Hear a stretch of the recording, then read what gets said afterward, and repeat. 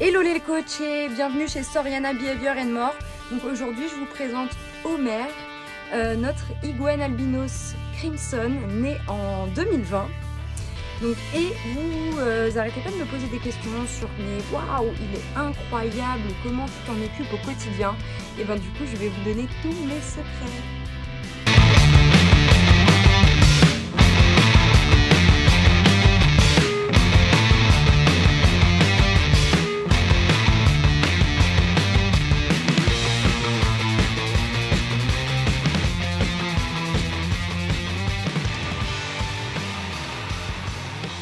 Donc Homer est un iguane albinos que j'ai eu tout petit.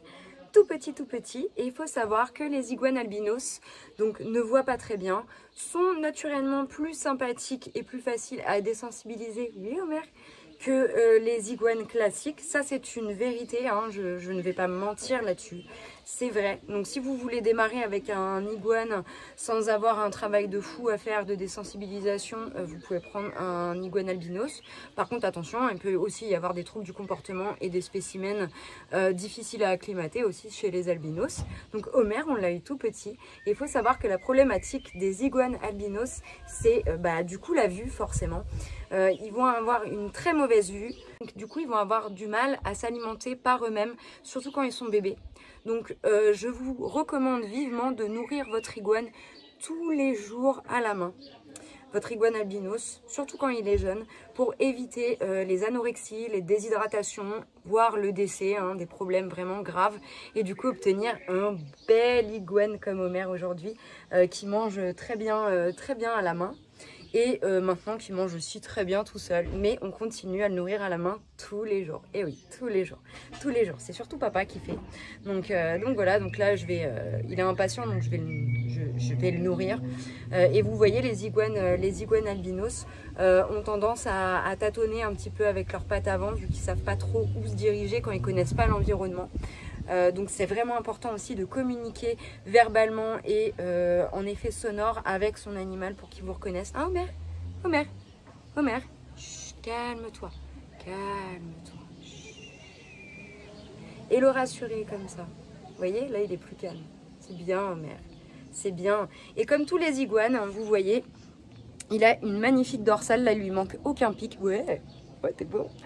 Et nous, on vient forcément le désensibiliser, hein, depuis qu'il est tout petit, on le désensibilise. Et dès qu'on voit de la mue qui se débloque, hop, on n'hésite pas, on enlève la mue des pics nous-mêmes à la main. Ça évite en fait les garrots et c'est pour ça que souvent on voit des iguanes. Donc là, il y a un petit pic en mue et c'est pour ça qu'on voit beaucoup d'iguanes avec des pics en moins, hein. C'est surtout chez les iguanes classiques où les gens n'arrivent pas du tout à les approcher. Et je le redis encore, faites un énorme travail de sociabilisation et de désensibilisation avec vos iguanes classiques. C'est vraiment une espèce que moi je considère comme potentiellement dangereuse. Déjà elle est soumise à demande de détention, hein, même les albinos, tous les iguanes verts sont soumis à demande de détention, c'est pas pour rien. Et vraiment, si vous avez besoin d'aide, n'hésitez pas à faire appel à nos services de coaching et d'accompagnement pour mettre en place des exercices si vous n'arrivez pas à sociabiliser votre iguane surtout. Donc voilà, oui, on va te nourrir, oui, allez, c'est parti. Du coup, nous nous retrouvons devant le terrarium de Homer, notre iguane albinos crimson. On va voir ensemble aujourd'hui aussi comment lui faire un setup idéal tout en prenant en compte le fait que ce soit un iguane albinos et non un iguane classique. Il faut savoir que la manière de les maintenir sera légèrement différente des iguanes classiques. Pourquoi? Parce que de 1, les iguanes albinos voient beaucoup moins bien. Donc ça c'est sûr. Donc du coup on va éviter de leur faire des terrariums avec des décorations trop fines et des pentes trop abruptes. Ils peuvent faire des chutes qui peuvent leur valoir soit des blessures, des fractures, des hématomes, être sonnés par exemple. Donc ça peut être dangereux pour eux.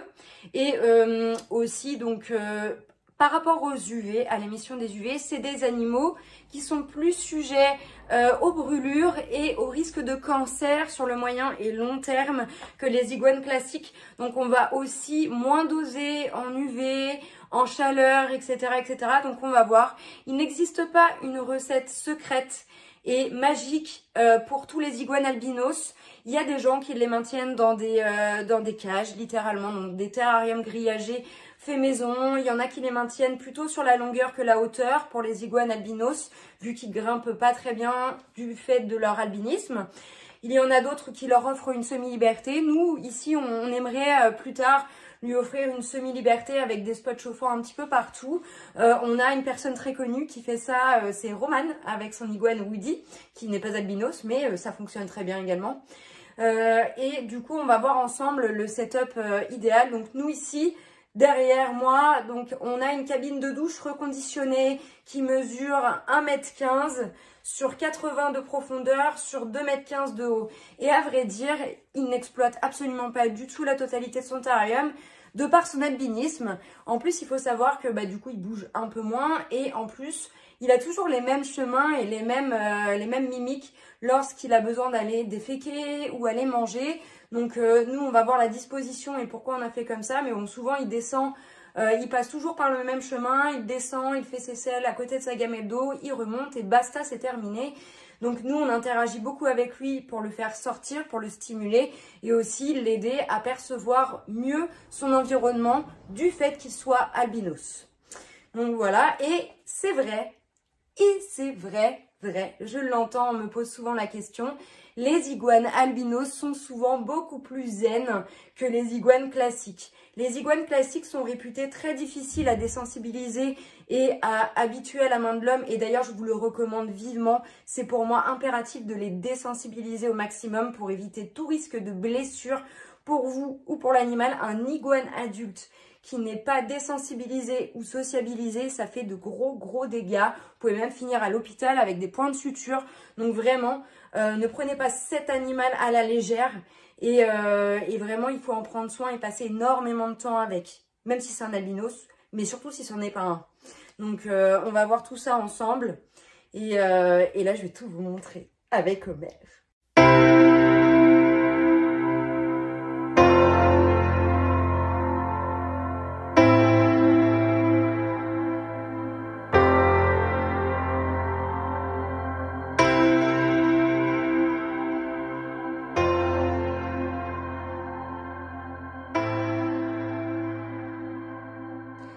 Voyons ça de plus près. Alors, setup obligatoire. Donc nous, on a choisi la cabine de douche reconditionnée pour le moment. Il y a plein d'options disponibles. Le tout est que votre iguane se sente bien. Et surtout, pour les iguanes albinos, de jouer avec la largeur de vos décorations pour éviter les chutes. Donc on va voir après. Le setup obligatoire. Donc nous, on a un petit thermolaser pour contrôler la température. Un pulvérisateur manuel à pompe pour pouvoir le faire boire au pulvérisateur et pulvériser tout le bac. Mais on a aussi un système de brumisation automatique. Comme ça, il a une brumisation automatique par jour et je viens l'hydrater tous les jours à la main en plus. Puisque les iguanes, il faut savoir qu'ils s'hydratent pas très bien. Ils pensent jamais à boire. Donc là, on a une gamelle d'eau au sol et on a également une gamelle d'eau en hauteur. Puisque comme je vous expliquais, les iguanes albinos ont du mal à aller appréhender leur environnement de par leur albinisme. Donc du coup, il va falloir leur apporter plusieurs points de nourriture et plusieurs points d'eau si possible pour qu'ils perçoivent bien et qu'ils s'hydratent bien. Donc si jamais il n'arrive pas à descendre, au moins il a de l'eau en hauteur. Et plus ils grandissent, forcément, plus ils s'habituent à leur environnement. Donc c'est surtout quand ils sont juvéniles qu'il ne faut rien lâcher sur la nourriture et l'eau et qu'il faut les aider à appréhender leur environnement. Donc vous voyez ici, il y a des parois un peu partout. Bon, il faudrait qu'on les refasse. Mais on a des parois un petit peu partout de liège, donc ça évite les chutes. Il peut s'accrocher un peu partout. Et vous avez vu un petit peu l'épaisseur des branches qui sont disposées là. Donc c'est vraiment pour qu'ils puissent totalement s'accrocher partout. Parce que bon, c'est quand même... des animaux qui sont pas très filiformes, hein, c'est plutôt grassouillet, un peu pâteau sur les bords, donc et puis quand ils sont albinos, donc vraiment ils ont du mal à se déplacer aussi gracieusement que les classiques. Donc là on a un petit point d'eau, vraiment c'est pas très esthétique mais c'est très pratique, donc juste à côté de son point préféré pour dormir et faire sa sieste. On a un petit néon qui est disposé en haut. Donc moi, c'est un kit Proté 5 de chez Arcadia. Il y a aussi la marque Reptile System qui vaut le coup. Donc nous, on a choisi du 6% pour Homer parce que bah voilà, c'est un albinos. Donc du coup, il faut vraiment faire attention aux émissions d'UV. Et on a un petit spot chauffant là à filament. Sinon, on prend un spot chauffant type halogène, donc de puissance adaptée à la température que l'on souhaite. Et j'évite d'avoir plus de 35 degrés sous le spot chauffant. Donc en moyenne, au plus chaud, il a entre 30 et 35 degrés maximum. Et là où il adore se poser, donc ici, il a souvent 32 degrés et ça lui va très très bien. Ça limite les déshydratations. Et il a un petit spot de nuit qui s'allume la nuit uniquement s'il fait trop froid à l'extérieur. Donc par exemple en hiver quand il fait 17 chez nous. Et donc vous voyez en fait partout où on regarde, il peut descendre tranquillement. Il a même ça pour l'aider jusqu'en bas. Et donc souvent il fait ce chemin là. En fait il commence à descendre là. Il va jusqu'en bas comme ça. Et il arrive au sol. Il fait ses selles par là. Il boit un coup. Et il remonte, et voilà. Et là, ici, bon là, je l'ai pas encore mise, mais on lui met une gamelle de nourriture à disposition, une fois qu'on l'a nourri à la main. Il faut savoir que les iguanes albinos, il faut vraiment beaucoup insister sur le nourrissage à la main, parce qu'ils voient pas très bien. Donc c'est vraiment, si vous voulez avoir un albinos en pleine forme et en pleine santé, il faut vraiment le nourrir à la main et passer du temps avec lui, surtout les juvéniles. On peut perdre un juvénile si on ne le nourrit pas suffisamment à la main, parce qu'au départ, ils ont du mal à se nourrir tout seul. Donc voilà, et du coup donc il a à peu près 2 pulvérisations par jour, une par la brumisation automatique qui est là pour brumiser l'intégralité du bac et une pour essayer de l'hydrater au maximum. Voilà. Et donc au sol il a à peu près 20 degrés et après avec le gradient thermique, plus on remonte, plus il fait chaud et au maximum il a 35. Je ne veux pas qu'il ait plus de 35 degrés sinon il est trop sujet aux brûlures. Donc, on la refait courte. Donc, soit un terrarium pour les albinos. Là, on fait vraiment un focus iguane albinos. Donc, soit un terrarium en longueur ou en hauteur. En fait, la matière, ça va être vraiment comme vous le souhaitez et il faut vraiment s'adapter à l'animal. Moi, c'est un conseil personnel. Ne prenez pas un gigantesque bac pour un tout bébé iguane albinos. Ça pourrait très mal se passer en cas de chute. Donc vraiment, nous, on adapte au fur et à mesure. Avant, il était dans un plus petit bac. Mais en gros, qu'est-ce qu'il vous faut? De la déco. Dites-vous comme si cette iguane-là était en fauteuil roulant. Vous voyez ce que je veux dire? Donc, il faut vraiment lui faire une décoration avec des pentes douces, des gros troncs, des choses pour s'accrocher un petit peu partout pour limiter les chutes. Plusieurs points d'eau un petit peu partout, en bas, en haut, à côté de son point de chauffe et idem pour la nourriture. Beaucoup les nourrir à la main, une pulvérisation ou 2 par jour et bien le faire boire surtout. En termes de substrat, vous pouvez prendre de la terre, de l'humus de coco, de l'éclat de coco, tout ce genre de substrat là, il n'y a aucun problème. Après, pour les plantes naturelles, malheureusement, évitez les plantes qui sont toxiques, puisque bah, c'est un végétarien, il peut les ingérer. Idem pour les plantes synthétiques, il peut les confondre, faites attention. Donc, on se renseigne bien. Vous avez les Calicia repens, donc les fameux plantes de calcium que vous pouvez mettre dans le terrarium, par exemple, qui pourra manger ou faire pousser du pissenlit dedans. Donc, ça, c'est des choses qu'il peut consommer sans que ce soit toxique pour lui. Donc, par exemple, cette belle Monstera qui est à côté de moi, bah, je peux pas la mettre dans son bac. En plus, j'essaie tout le temps de la bouffer. Donc, du coup, c'est pas possible. Donc, faites attention à ça. Et puis, au niveau du gradient thermique, voilà, entre 20 et 35 degrés maximum au plus chaud pour un iguane albinos, c'est parfait. En termes d'UV, de la zone 2, on fait attention quand même. Et bien dissocier les UV du chauffage. No way, pas d'ampoule 3 en 1. No way, no. Trop de risques de déshydratation, de brûlure et de cancer. No. Donc voilà, et donc du coup maintenant on va voir ce que Homer mange et comment au quotidien ça se passe avec un iguane albinos et si on veut avoir aussi une relation avec lui. Allez, c'est parti.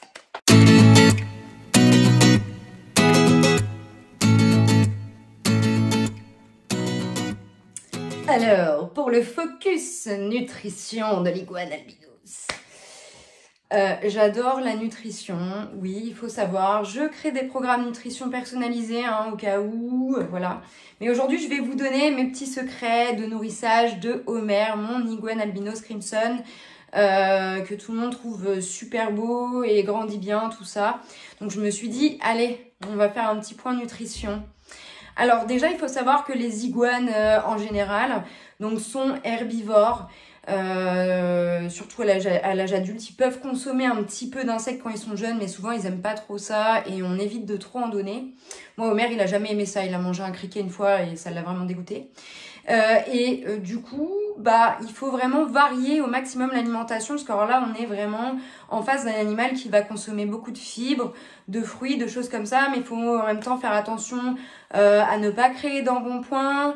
Il faut également apporter des végétaux avec des bons apports nutritifs, le tout bien varié, etc. Donc, comment on fait? Il y a tellement de choses. Donc déjà, il faut savoir que tout ce qui est vert avec un taux de calcium-phosphore qui est intéressant et riche, comme le pissenlit, la raquette de figuier de Barbarie qui est vraiment incroyable niveau apport nutritif, la luzerne, ça c'est des choses qu'on peut donner à volonté tous les jours. Tout ce qui est vert est intéressant à volonté tous les jours. Donc par exemple du pissenlit, vous pouvez lui en donner jusqu'à ce qu'il s'éclate le ventre, il n'y a aucun problème. La raquette de figuier c'est pareil, la luzerne idem. Donc déjà ça on n'hésite pas. Et tous les jours on vient apporter une assiette bien fraîche de végétaux. Et après, tout ce qui est fruits, on les donne entre 1 à 2 fois par semaine, on fait attention. Et moi, ce que je fais, ce que j'adore faire, donc déjà le calcium pur, il faut savoir qu'en complément alimentaire, le calcium pur, c'est juste le basique de tous les lézards et les tortues. Donc vraiment calcium pur sans vitamines. Moi, j'en donne un repas sur 2 sur les végétaux de mon iguane. Et 1 fois par semaine, je viens ajouter soit... alors le problème c'est que Repashy ça devient compliqué à trouver, mais soit cette poudre là, Super Veggie, qui est un polyvitaminé et qui aussi crée un petit peu plus d'appétence. Donc en fait souvent elle a une odeur un petit peu de fruits, c'est une poudre orange et du coup ça va lui permettre de consommer plus facilement ces végétaux. Donc pour par exemple les iguanes albinos c'est super sympa, ça va lui permettre de renifler et de trouver sa gamelle plus facilement. Et après sinon il y a la poudre Phycomore qui est un supplément, un complément alimentaire complet et 100% naturel pour tout reptile végétarien. Ça peut même être les tortues de terre comme on voit là sur le packaging. Et ça j'en donne pareil 1 fois par semaine sur les végétaux à la place du calcium. Je saupoudre ça dessus. Et après, j'hésite pas à donner beaucoup de fleurs aussi, les fleurs, les pâquerettes, les fleurs de pissenlit, fleurs d'hibiscus, c'est incroyable, ils adorent ça souvent. Et moi, mon petit truc à moi, en plus, je remplace beaucoup les fruits par ça. Donc le fameux Repashy Graceland Grazer qui à la base est une alimentation complète. Donc en fait c'est une poudre qu'on mélange à de l'eau bouillante et quand ça refroidit ça fait un flan comme ça qui est riche en eau, nourriture et compléments. C'est micro-dosé et complet, riche en fibres. Et ça Omer il adore vraiment. C'est vraiment son péché mignon, donc je lui en donne 1 jour sur 2. Et bon voilà, au niveau de la quantité, je lui donne à peu près 2 à 4 lamelles. Et par contre, quand je donne ça, j'évite de donner des fruits. Et à peu près 2 fois dans le mois, je vais lui donner des fruits type des myrtilles ou qu'est-ce que je lui donne aussi, les myrtilles, de la mangue, de la papaye, ce genre de choses, de la figue de Barbarie, tout ça, il adore. Donc voilà pour ce focus-là. Et donc tous les jours, il a de la raquette de figuier comme ça. Il a du pissenlit avec du calcium, tout ça, mais tous les jours. Et je lui donne beaucoup à manger à la main. En fait, je commence par le nourrir à la main tous les jours, c'est notre rituel. Et enfin, c'est beaucoup papa qui fait. Et après, on le remet dans le bac et on le laisse finir sa gamelle tranquillement. Impatient. C'est important de leur faire des bains de soleil quand le temps est clément. Donc il fait à partir de 25 à 30 degrés dehors. Ils adorent ça, hein. C'est vraiment des animaux qui s'adaptent aussi à pas mal de climats différents, même les temps un peu venteux. Donc vraiment n'hésitez pas, c'est vraiment bénéfique pour eux, pour l'appétit, ça les stimule. Ils se sentent très bien. Donc il faut vraiment par contre les rassurer aussi quand ils sont dehors. Oui, c'est beau, mais est-ce que tu veux une raquette de fille? Fais attention aux doigts un peu.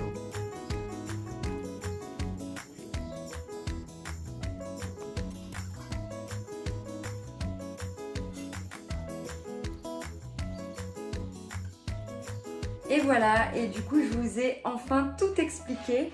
Donc si jamais j'ai omis des choses ou si vous avez encore des questions, vous n'hésitez pas, vous pouvez me contacter. Vous pouvez aussi prendre des coachings à domicile ou à distance, pour revoir un petit peu l'installation, la nutrition, les approches ou la sociabilisation de vos iguanes, albinos ou non albinos. Il n'y a pas de problème. Omer et moi, nous sommes là pour vous aider. Ah ouais, c'est vrai? Ouais. Il est beau, Omer, hein?